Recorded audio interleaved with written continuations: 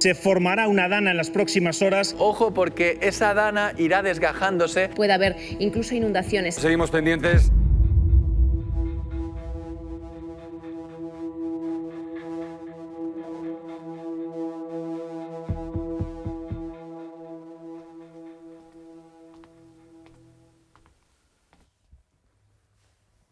El viernes antes, nosotros ya en nuestro grupo de WhatsApp, Albert dice: chicos, preparemos información sobre situaciones de lluvias torrenciales en el Mediterráneo. Busquemos los datos de los récords, los extremos, cuánto suele llover, para tener ya esa información de contexto. El viernes antes. El viernes, lo comentamos Mónica y yo durante la tarde, muchos mapas sinópticos nos enseñaban una situación que se parecía muchísimo a la de la pantanada de Tous y de unas lluvias muy intensas, muy persistentes en unas zonas muy concretas. Ya estaba observado en la pantanada de Tous y en esta predicción es que los acumulados más grandes se daban hacia el interior, tierra adentro, y esto es verdad que es uno de los matices un poco diferenciadores de otros episodios de lluvia que suelen quedarse más cerca de la costa. Hablábamos con la gente de la UME, con un amigo, compañero que tengo allí, y que precisamente nos preguntaba: oye, ¿tú crees que realmente se va a producir lo que están reflejando los modelos? Empezamos a plantear una situación excepcional, que es que uno de nosotros salga del departamento, porque creemos que es una situación realmente, en general, muy interesante meteorológicamente hablando y potencialmente significativa, para que uno de nosotros esté sobre el terreno y poderlo contar. Voy a hablar con uno de los directores de informativos, subdirectores, con David Picazo, y yo le digo: David, el martes va a llover fuerte en la Comunidad Valenciana y nos gustaría tener a un meteorólogo. El lunes te confirmo. ¿Viene esta dana? ¿Ya está aquí o se está acercando? Se está formando y de hecho va a marcar el tiempo este fin de semana. Durante el fin de semana se confirma la formación de la dana y empieza a ubicarse en un lugar potencialmente muy peligroso, que es cuando se ubica en el Golfo de Cádiz, y todos nos ponemos en alerta. Y esto nos va a dejar tiempo muy complicado, tanto el fin de semana como la semana que viene, con lluvias todavía más intensas. Mi turno de trabajo es de viernes a domingo. Lo que voy notando es que los pronósticos son más adversos. Entonces, el domingo para mí fue un día muy angustioso. Era mi última oportunidad en el trabajo para contar lo que creía que iba a pasar. Ya tenemos la dana en pleno rendimiento, dejándonos lluvias muy fuertes en muchas zonas de España, y esto no ha hecho más que empezar. Yo quería que todo el mundo que estuviera viendo el telediario, que a veces son muchas personas, tuviera clara esa información y que tuviera presente que el martes era un día delicado. Creo recordar haber utilizado potencialmente de mucho riesgo. Y el día que parece que podría ser el de mayor riesgo, el de lluvia más torrencial, más intensa, es el martes. Se trata de tiempo muy adverso, tengan mucha precaución. Yo esa semana estaba encargada del telediario matinal y de hecho ya antes de salir de casa me pongo en contacto con el editor del telediario matinal y le aviso de que esa semana se avecina un episodio de lluvias muy fuertes en el Levante, que va posiblemente a causar incluso inundaciones. Y como decimos, sobre todo, atención, este martes... Y el lunes ya sabíamos que si todo seguía tal y como indicaban los modelos, que iba a ser algo bastante excepcional. Ojo mañana al mapa, va a ser verdaderamente adverso en buena parte del Mediterráneo. Lluvias el día anterior, en el interior de Valencia, hay activados avisos de nivel naranja por acumulaciones de más de 100 litros. Si me preguntas si considerábamos que ese aviso se quedaba corto, la respuesta es sí, porque los modelos daban que iban a caer más de 200 litros. Activar un aviso rojo de un día para otro no es muy habitual. Para nosotros un aviso rojo por precipitación es un warning, es una alerta muy significativa, probablemente más que para la población, porque entendemos qué significa y sabemos que AEMET no los activa muy habitualmente. Es una puta locura lo que está lloviendo ahora, es que voy calado hasta los huesos.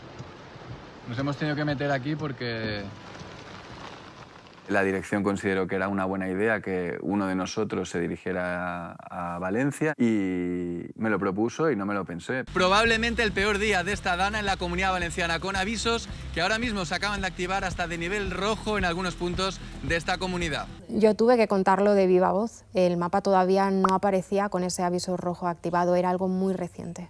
Y ahora mismo se acaba de actualizar a nivel rojo el aviso en Valencia por esas lluvias intensas. Un aviso rojo nos da al menos la tranquilidad de que si nos pasamos en alarmar, tienen cierto sentido. Riesgo extremo, por tanto, en este entorno, mucho cuidado. Vamos viendo que se están confirmando los pronósticos y que los modelos más extremos que tenemos son los que mejor están reflejando la situación que está ocurriendo. Algunos modelos que son muy precisos y que funcionaron muy bien durante el episodio, incluso se salían de la escala, marcaban cantidades de más de 600 litros. Da mucho miedo porque en el fondo tú te crees el modelo, aunque no has visto eso nunca. No me puedo creer que vayan a caer esta cantidad de litros solo ahí, pero es que va a pasar.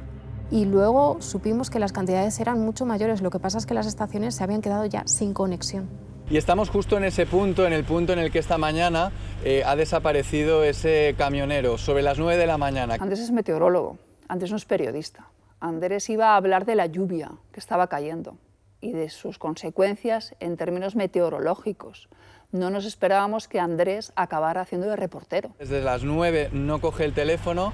Nosotros no somos los que contamos las incidencias, no contamos que ha desaparecido una persona, pero era el que estaba ahí.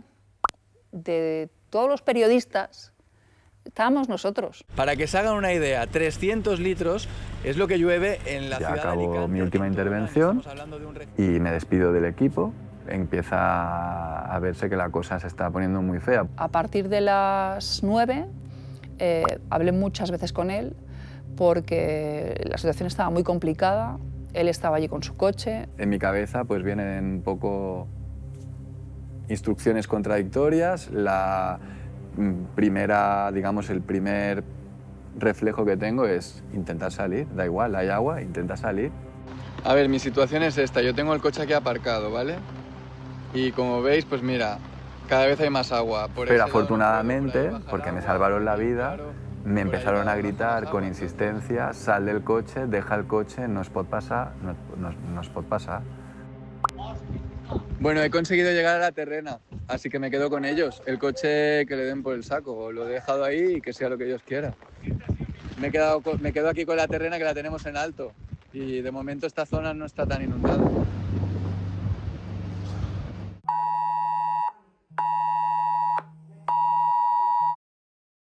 El primer mensaje de esa alerta que se envía es una recomendación. Se recomienda no circular. Es el primer mensaje. Cuando ya estaba todo inundado. Se recomienda no circular. En el segundo mensaje es cuando se dice, suban a las plantas superiores. Si es que ya está todo inundado. Hagan caso a Protección Civil, por favor. En la zona del interior de Valencia no salgan ahora mismo de sus casas. Yo es la primera vez que salí diciendo no salgan de sus casas. A medida que iba avanzando el telediario, la cantidad de imágenes que iban llegando era todavía más brutal. O sea, según iban pasando los minutos, la cantidad de información y de imágenes era cada vez más dramática. Mira esto. Cuando acaba el telediario y me voy a desmaquillar, claro, la cuestión es que el 24 horas, la noche en 24, iba a hablar de Rejón. Entonces yo no tenía ningún sentido que me quedara. Pero a su vez, yo me estaba sintiendo fatal. ¿Qué hago yéndome a mi casa? Estuve a punto de darme la vuelta y luego le empecé a mandar mensajes a Xavi Fortes, pues, mandándole información de lo que estaba viendo. Creo que ya tenemos comunicación con nuestra compañera Silvia Laplana. Silvia, buenas noches. Buenas noches, compañeros. O sea, da igual, estaba en mi casa sin maquillar, con mi gato por ahí dando vueltas, y yo dije, es que esto, o sea, da igual. Hay que hablar de esto ahora mismo. Entre esta noche y mañana por la mañana, ahí vamos a tener lo más complicado. Y luego incluso Costa de Barcelona también. Bueno, pues Silvia, muchísimas gracias. Y además te agradezco que hayas estado en casa viendo cómo estábamos, o mandando ese mensaje para que nos ilustres de los profesionales son los que tienen que hablar en estos momentos y más en circunstancias como estas. Meteorólogo también, Andrés Gómez, que está en la Alcudia o es de la Alcudia, ya no sé, no, estás en la Alcudia, ahí te vemos. Ya hemos movido nuestra ubicación varias veces huyendo del agua, ya hemos llamado al 112, no hay como nadie contesta, o sea, hay un vacío y un abandono. Ahora mismo este pueblo está en la calle, está con el corazón en la mano, buscando cómo tapar los huecos, cómo ves los vecinos, ves la cara de miedo, ves la desinformación, nadie tiene un mensaje claro, nadie sabe lo que está pasando. Pues muchísimas gracias, Andrés Gómez, por esta conexión de última hora. Dime. Un último Un último apunte ya personal, también agradecer a los vecinos que nos han ofrecido comida, nos han ofrecido su cariño, su compañía, y están aquí disponibles también desde el minuto cero para que dentro de que estamos aquí un poco desangelados, pues nos están dando también muestras de solidaridad desde el principio. Así que muchas gracias a este pueblo y a todos los que también están padeciendo los daños de esta dana. Esa misma noche se habla de que no se quieren decir la cantidad de fallecidos. O sea, en ese momento tú ya sabes que esto es terrible. Todo lo que ocurrió realmente, la magnitud de la tragedia, la subimos al día siguiente. Que nos están diciendo que el presidente de la Generalitat está hablando ya de personas muertas aquí también, ¿eh? No sé el dato, pero que esto es gordísimo. O sea, es que es muy gordo. Esa mañana llegó al trabajo un poco antes, para poder hablar con el editor, y me dijo, esto ha sido una catástrofe. Cantidades superiores a las de todo un año en cuestión de 24 horas. Tardamos bastante más de lo previsto en poder establecer conexión, lo tuvimos que hacer vía satélite. Y ha pasado la noche y sigue ahí. ¿Cómo están las cosas, Andrés, hasta ahora? Cuéntanos. Todos intentando recuperar la normalidad. Una mañana de caos, nos hemos levantado aquí pues con el agua ya más baja. El pueblo estaba destrozado y la gente estaba desesperada. Con la cara de la gente no hacía falta tampoco ni preguntar. Esa incertidumbre de no saber dónde está la gente que quieres, que eso fue el resumen de la mañana. Recuerdo de conectar con diferentes alcaldesas y alcaldes de diferentes poblaciones y yo intentar traducir un poco esa información para que en mesa la pudiéramos explicar, porque ahí estábamos en el momento de buscar desaparecidos, buscar amigos, buscar familiares. Marc Santandreu a la mesa para explicarnos un poco por qué decimos que es la peor dana del siglo y la peor... Una vez consigo salir, cuando ya nos informamos a través de Protección Civil y de la policía que ya han abierto un poco camino, pues empiezas a ver un paisaje, una desolación, o sea, un panorama absolutamente de guerra. Tú enseguida reconstruyes con la imagen en la que tú estás viendo a dónde ha llegado el agua. Aquí pasamos de ser detectives a ser forenses, en el sentido de tratar de analizar qué es lo que ha sucedido y por qué ha sucedido y entenderlo nosotros para poderlo explicar a la población. Un núcleo de tormentas que se van regenerando unas con las otras. Y ahí fue donde nos dimos cuenta que la más fatal de las casualidades, que era que esos dos ramales de lluvia cayeran sobre la misma zona, la misma cuenca, el mismo torrente, el mismo río, y fuera a caer toda esa barbaridad de agua a una zona además súper megapoblada, que era del sur de Valencia. Creo que nosotros acertamos con lo que iba a pasar en lo que pasó en el cauce del río Magro. Un tren de tormentas que se coloca siguiendo casi exactamente el curso del río Magro. Entre 200 y 400 litros, lluvias muy fuertes, ríos salidos de madre. Eso era lo que nosotros veíamos en los modelos. Lo que pasó en la Rambla del Pollo es otra historia. Y esa enorme masa de agua está cayendo toda ella en la cabecera de todos los barrancos que van a parar a la Rambla del Pollo. Llover de esa manera en un sitio donde toda el agua va a un cauce pequeño y que está seco, y que ese cauce va a parar a una zona que es totalmente inundable. Eso ya no es meteorología, eso ya es hidrología. Pero es que luego siguió, es que fue una dana que siguió mucho tiempo, que luego afectó también a Cataluña, volvió a afectar a la Comunidad Valenciana. O sea, se te queda la sensación del trauma de decir, ¿qué más podría haber hecho? Cada vez tenemos que poner más una balanza de equilibrio entre no ser tremendistas, no asustar, y sin embargo poder transmitir bien el riesgo a la población. Tratar de explicar que esto no es lo mismo que todos los años o que la gente lo entienda, también es algo que nosotros tenemos que hacer, y no sé si lo hemos hecho del todo bien, porque obviamente cuando mueren 200 personas quiere decir que hay cosas que nadie ha hecho bien. Yo llevo 25 años trabajando como meteorólogo y es sin duda alguna la peor de las situaciones en las que he vivido. Nos ha quedado miedo, nos ha quedado... Yo ahora no tengo ganas de que llueva, pero sí que es cierto que ahora gritamos más fuerte o nos atrevemos más a decir, esto es peligroso.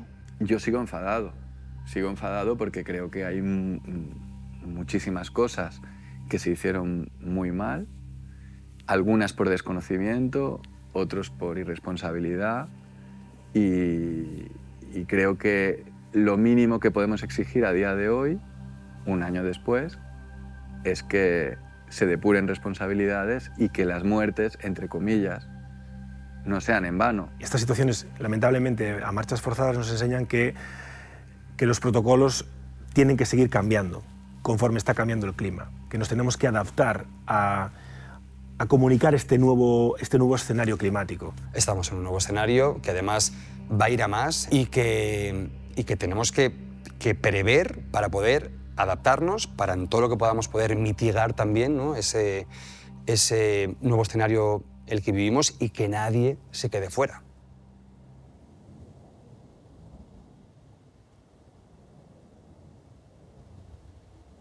¿Os acordáis una que era el barco? ¿Esa era española? Era española, que había un apocalipsis.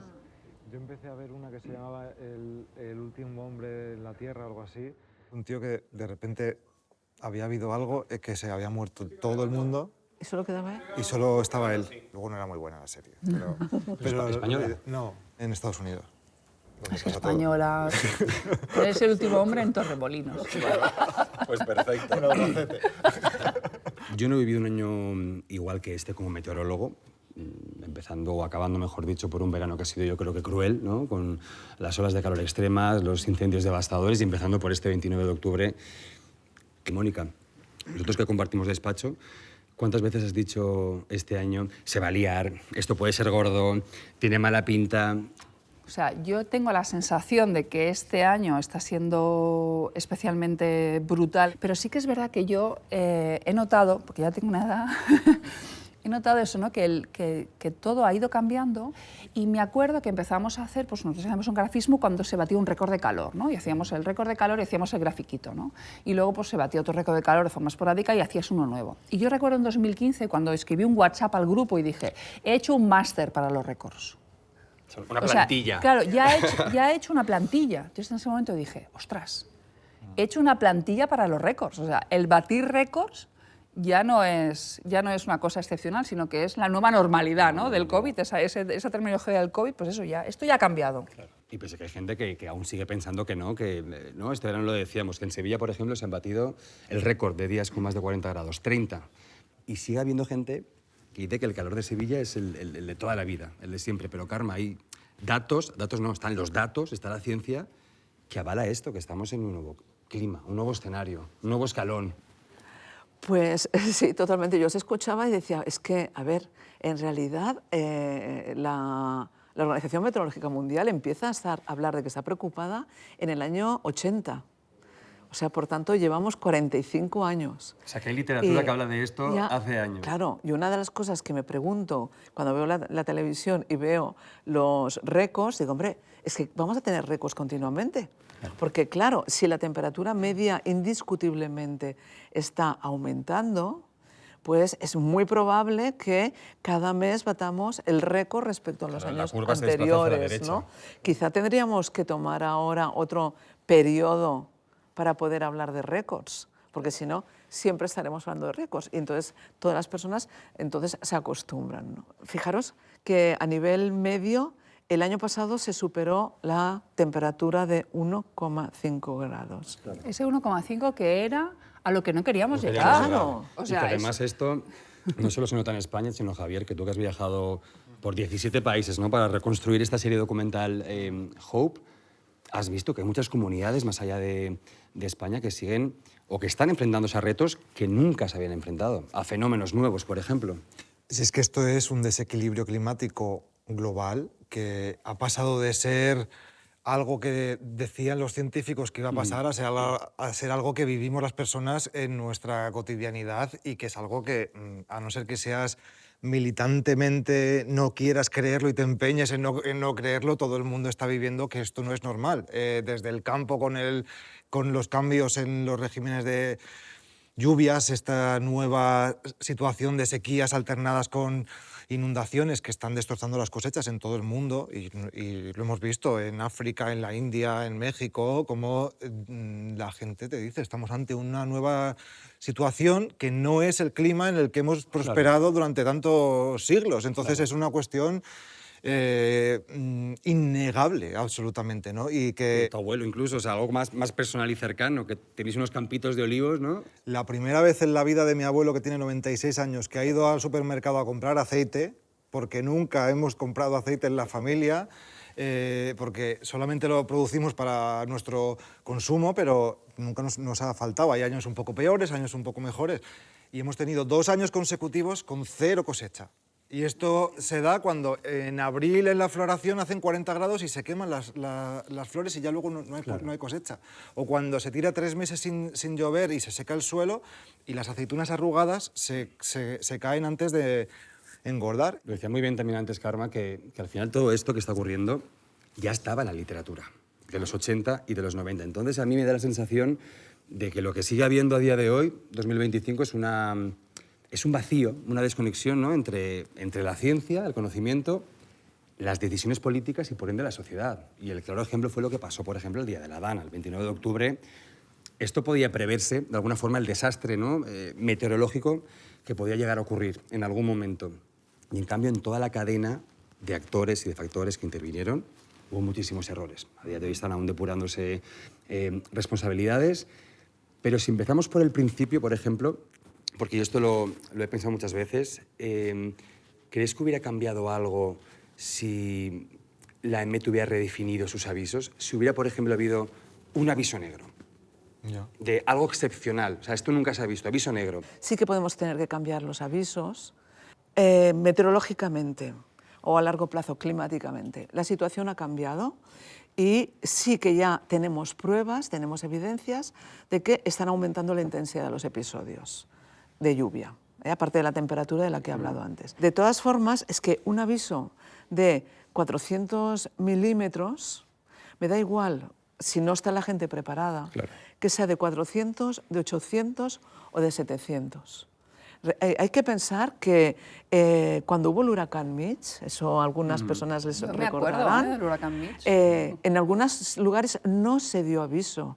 Se sabía allá, diríamos, que iba a pasar, que el huracán iba a arrasar aquella región y no se avisó a la población porque se pensó que no sabrían qué hacer y por tanto no se les avisó. Claro, es que yo creo que aquí hay varias cosas. Por un lado es, ¿qué capacidad tenemos de saber que van a caer 400? Eso es por un lado.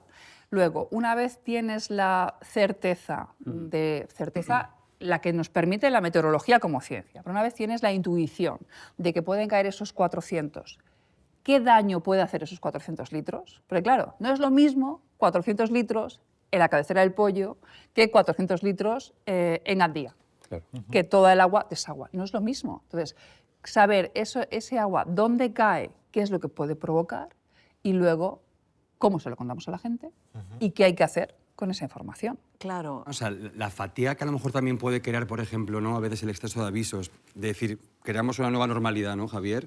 Con un nuevo aviso negro, también hay que tenerla en cuenta.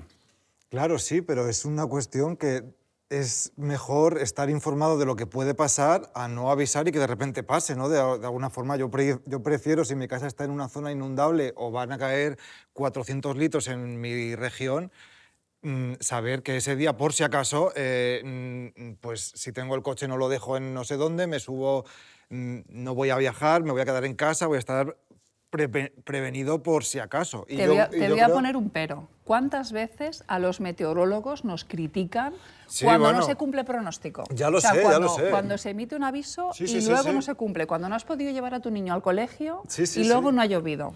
Bueno. Yo tengo la respuesta, la tengo clara, pero la población al final, o sea... Yo te lo digo, pero yo prefiero que me avises hay una probabilidad del 50% de que pase esto, que al final somos adultos. Pero si te aviso muchas veces y no pasará que dejarás de creerte. Es que yo tengo muchas dudas con esto.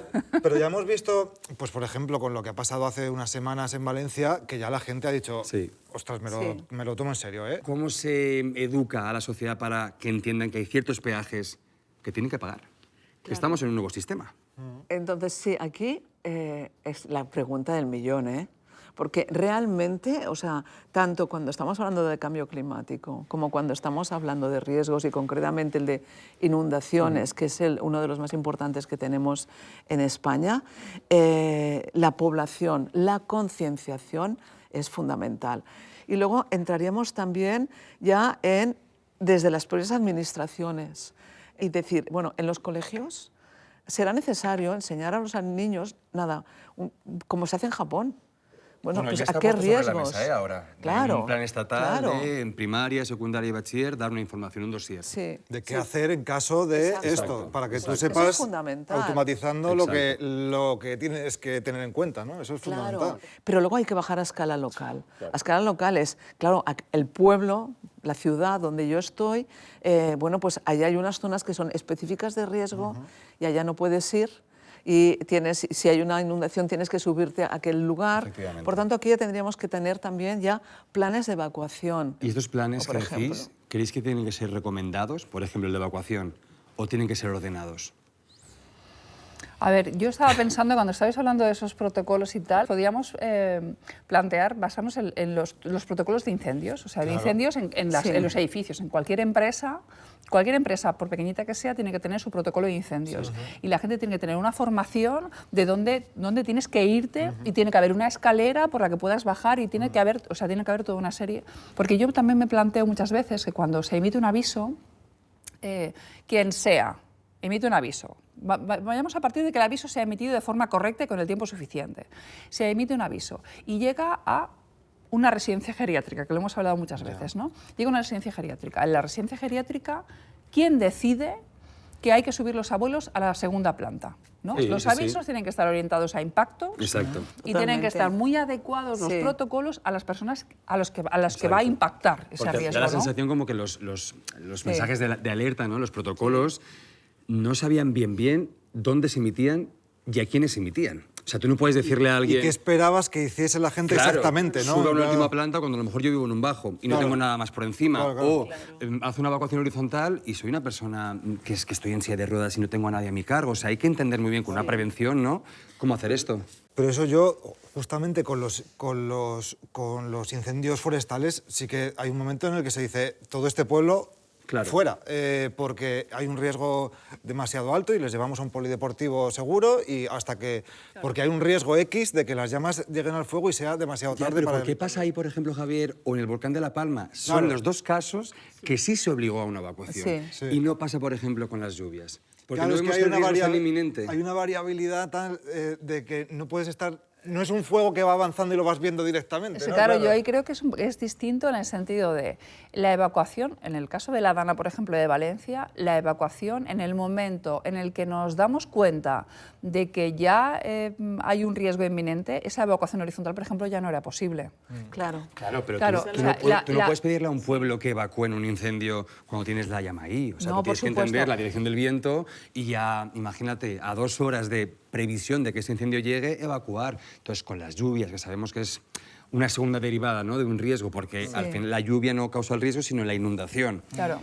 Hay que evacuar antes. A lo mejor es más fácil Igual saber... con los huracanes es un ejemplo más cercano, de alguna forma. Pero los huracanes también tienen una dinámica más lenta. O sea, tú al final en Florida se evacúa todo el estado, pero claro, la dinámica de un huracán es, sabes que en 2 días este pedazo de bicho va a llegar, pero son 2 días. En el caso de una lluvia torrencial, que es una lluvia torrencial que pasa en 6 horas. Entonces, de repente, cuando ya está empezando a llover, cuando ya se está inundando las carreteras, es que esa evacuación horizontal probablemente no es posible, ¿no? O sea, ya no te da tiempo. Yo opino que hay que hacerla antes. Claro, aquí hay 2 cuestiones. Una es la prudencia y otra es la evacuación. Entonces, aquí hemos de tener presente también que, así como el fuego realmente asusta más, las inundaciones, todo el mundo piensa, yo lo puedo torear. De tal forma que, por ejemplo, de la mayor parte de víctimas que tenemos, en Cataluña hemos tenido desde el año 80 unas 130 por inundaciones. Pues más del 50%, un 70%, no habrían existido si esas personas no se hubiera ocurrido cruzar el barranco, cruzar la riera, cruzar la calle, porque el agua no se me va a llevar. Entonces, aquí falta también desarrollar ese conocimiento de lo que puede hacer la inundación, o sea, que es mucho más fuerte de lo que pensamos el poder que tiene. Pero, Carla, lo que no deberían hacer es cortar la carretera, cortar la calle, prohibir, sancionar...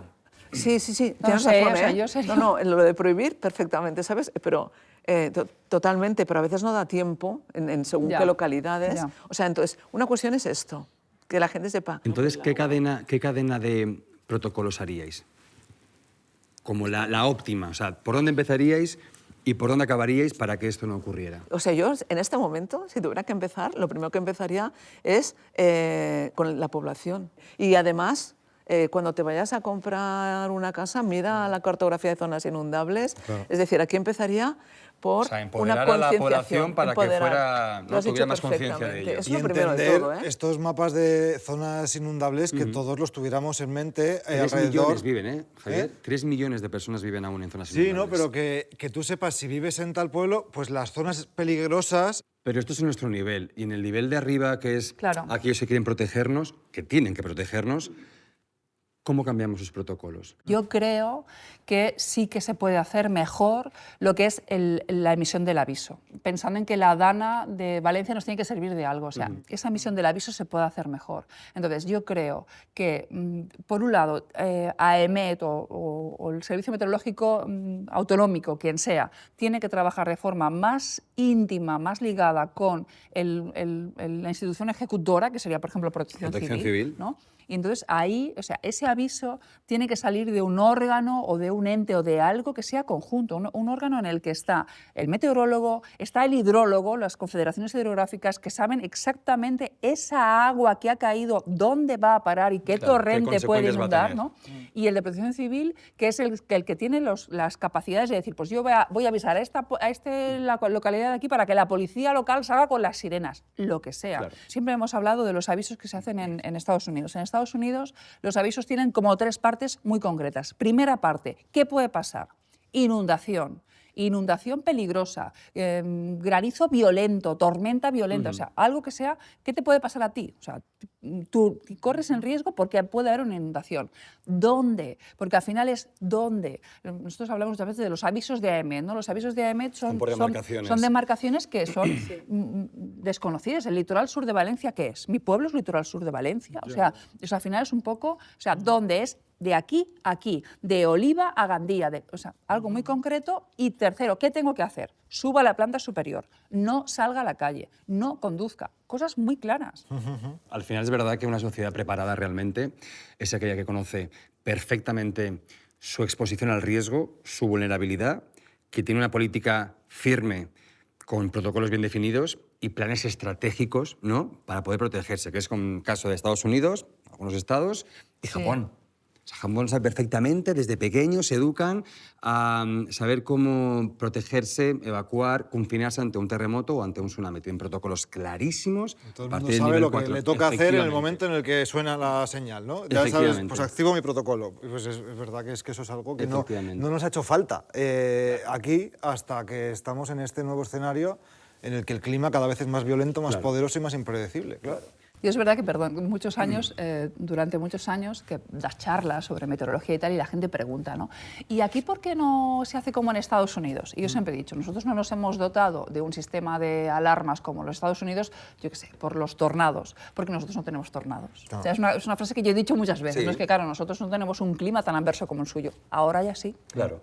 Ahora ya sí. Claro. Y además yo creo, y esto lo hace muy bien Canadá, tener muy en cuenta las decisiones locales, es decir, en la gobernanza, en la ejecución de planes, que se integre muy bien un plan integral de lo que piensan las comunidades, de lo que piensa la gente que está, por ejemplo, cerca de una zona inundable, o cómo ellos ven que tienen que actuar, que ellos conocen perfectamente la zona. Claro. O sea, que ellos den esa primera noción de sabiduría, ¿no?, de conocimiento, a quienes luego tienen que ejecutar planes. Pero evidentemente, si queremos vivir en ciudades prósperas, ¿no?, y sanas, el entorno tiene que ser próspero y sano, ¿no?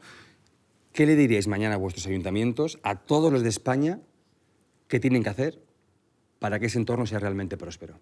Si nos queremos proteger tanto de las sequías extremas como de las inundaciones, como de los incendios, hacer una intervención a nivel de los paisajes, tenemos que construir paisajes esponja. Y esto, además, cuando se hace a gran escala, uno de los casos que documentamos en la serie es una reforestación y una transformación del tamaño de Hungría, en China, en la meseta de Loess, que poniendo de acuerdo a ayuntamientos, a agricultores, a ganaderos, a la sociedad civil incrementaron tanto la cobertura vegetal que, uno, se han reducido la erosión por las lluvias torrenciales en un 80%, porque el suelo es capaz de retener el agua y de infiltrarla, y es que además ha cambiado la temperatura. Han bajado de media entre 5 y 6 grados las temperaturas en verano en esa región, y se ha cambiado el patrón de lluvias. Ha empezado a llover más, entre 90 y 300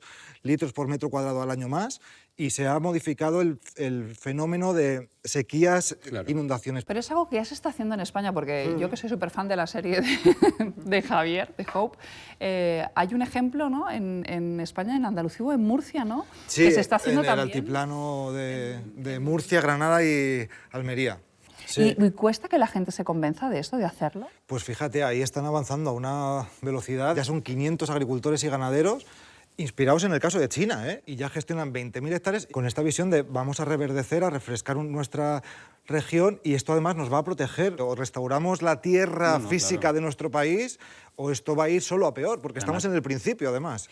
Vivir comprometidos y buscar soluciones que en palabras técnicas se le llaman soluciones basadas en la naturaleza, es uno de los grandes retos que tenemos. Y sobre todo lo que me ha gustado es el entusiasmo que se manifiesta, ¿no? Porque una de las grandes preguntas que hay es ¿para qué hago esto? Claro. ¿No va a servir?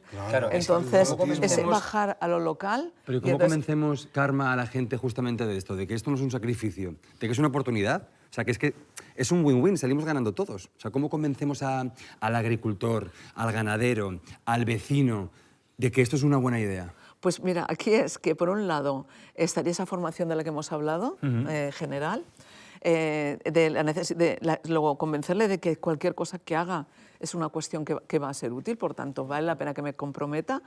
Después, crear un ambiente favorable. Nuestro ambiente es totalmente contrario. Un ambiente favorable, que decir es que la mayor parte, hablábamos de series, ¿no? Antes son series distópicas. Sí, hemos demostrado a la gente es la felicidad que pueden tener. Sí, Hombre, sí. no te digo volver a ¿cómo se llamaba aquella película? La Casa de la Pradera, pero hemos de demostrar que se puede ser muy feliz pues buscando soluciones como estas, soluciones que además son coparticipativas, a escala local. Por tanto, el reto también está a pasar de, vale, a escala nacional y a escala mundial nos hemos de preocupar de todo el tema de las energías, de crear regulaciones. O sea, ¿cómo le decimos que esto que dice Karma a los políticos? Pues fíjate, yo no paro de decirlo así, pero es que además me parecería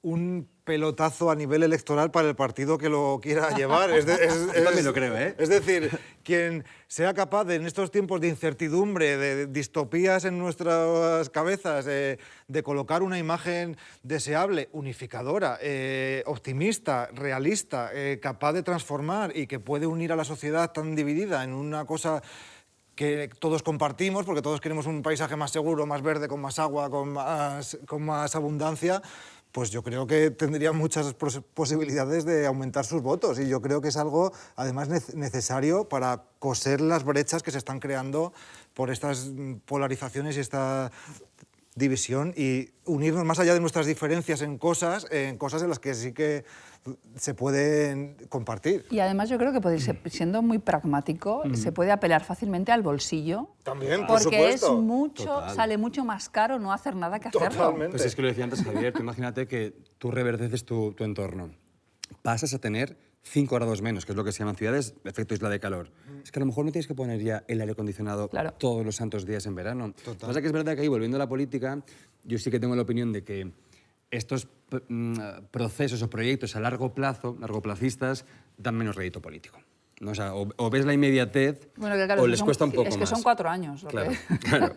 Y luego aparte, Javier, también, Karma, Mónica, el bombardeo a veces que también tenemos de información contradictoria, ¿no? Que hoy en día se cree igualmente, o se le pone al mismo nivel mucha gente a una catedrática, a un experto, a una meteoróloga, que a alguien que sale en YouTube de repente diciéndote que es lo contrario. No te pongas crema de sol en verano, que está fenomenal. Sí, no, eso es demoledor, de verdad, es ver cómo se ha ido bombardeando la credibilidad de las instituciones y de la ciencia para que de repente hay un programa con un debate sobre si la Tierra es plana o no, que dices, por favor, de verdad, que no sé, o sea, es que son cosas de el CO2 calienta y atrapa el calor y se puede medir en un frasco añadiéndole CO2 y midiendo la temperatura. Es un hecho indiscutible, por favor. Vamos a partir de los hechos científicos y luego hablamos de otras cosas, ¿no? La gente no es tonta, o sea, somos una sociedad de verdad muy inteligente. Entonces yo no sé por qué aún se cree que es mejor dar espacio a este tipo de debates de científico terraplanista que a esto. Y, jolín, utilicemos, ¿no?, lo que decía Carme antes, los medios de comunicación para abrir una ventana a esto. Sí. Yo creo que los medios de comunicación tendríamos que estar obligados a hacer esto. Los públicos al menos, desde luego. ¿Creéis que si estuviéramos el día de antes de la Dana, pusiéramos sobre la mesa todas estas soluciones en cuanto a la redefinición quizá de avisos, centralización con protocolos, a la mejora de los entornos, a crear ciudades esponja, a que la sociedad se unificara, nos educáramos todos al 100%, ¿creéis que este desastre meteorológico, que a lo mejor era pues inevitable, no se hubiera convertido en tragedia humana? Seguro que no se hubiera convertido en tragedia humana, seguro. Porque la población habría sabido qué hacer en el momento en que recibe el aviso o no haber cogido. Habrían tomado una serie de medidas, los avisos habrían funcionado más, las medidas... Claro, estamos hablando de todo, ¿eh? De todo, ¿no? Vale, por tanto, hablando de todo, querría decir que la única cosa que no podemos tocar es la lluvia. Claro. Entonces, pero la misma lluvia se habría producido, pero tendríamos unas condiciones diferentes. Es decir, segurísimo que, bueno, no habría sido ni de lejos la tragedia que fue. De hecho, el objetivo y lo que se espera es que con todo lo que ha generado de reflexión este episodio, hayamos aprendido una lección para que no se vuelva a producir. Yo, ojalá, sí, es verdad que tome, la gran mayoría de reflexiones han sido más políticas que otra cosa y a veces se olvida un poco la ciencia. Por eso estamos aquí. Efectivamente.